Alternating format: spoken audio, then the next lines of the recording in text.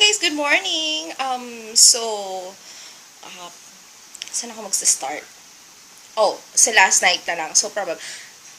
I'm so sorry, guys, sa mga unreplied messages ko through text, calls, and even sa Facebook. Kasi pag warehouse day ko talaga mga super busy talaga ako. Hindi ko talaga kayo marireplyan ng basta-basta. Lalo na pag pauwi ako. Kasi may bit-bit ako noon. And then yung bit-bit ko, alam mo yung sako? Hindi siya sako na yung sako Syempre, medyo pinasosyal na sako sa bagong henerasyon. Ano yung tawag dun? Parang sako bag. Yun, parang ganun. Yung extra large na sako bag, yun ang dala-dala ko. Tapos, hindi ako pwedeng mag-phone kasi medyo yung location ng warehouse, hindi ganun ka-safe. So, anytime pwede akong snatchan dun. Mas snatch pala dun.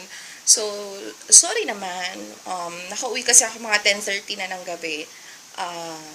Bawi-bawi din pag may time. Bawi ako sa inyo. Babawi ako ng freebies kasi ang dami ko nabiling freebies. So, parang halos lahat ng phone may free na. It's either pag hindi, ano ba tawag doon? Power bank, Korean watch.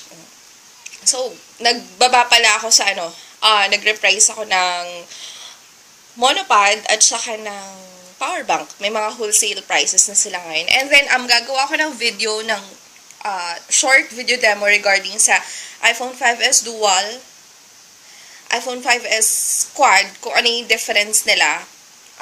S5 Dual, S5 Quad, kung ano rin yung difference nila. And then, comparison na lang siguro.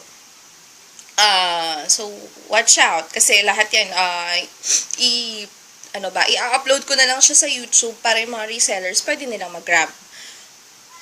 Excuse me. Inuubos ko lang yung kalahating litrong kape ko. Nasa Sprite. Ang cheap ng lalagyan. Pero, malamig kasi yun. So, syempre medyo mainit ngayon. Masarap magkape ng malamig. Ako kasi talagang, ever since, parang feeling ko, hindi kompleto yung araw kapag walang kape. May mga ganun talaga siguro, di ba? May mga tao na nag-yosi, may mga tao na nagdo-drugs. Feeling nila hindi sila kompleto. So, parang ganun din yung kape. Super nakaka-addict. Kaya very hyper at parang hyper naman tayo ngayon. Medyo busy tayo. Shipping day to day, as usual, busy din ako ngayon hanggang 4 p.m.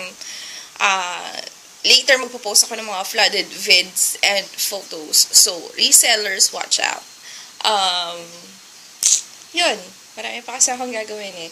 So, that's all. Later night, po-post ko yung tracking numbers. So, good vibes everyone. Bye-bye.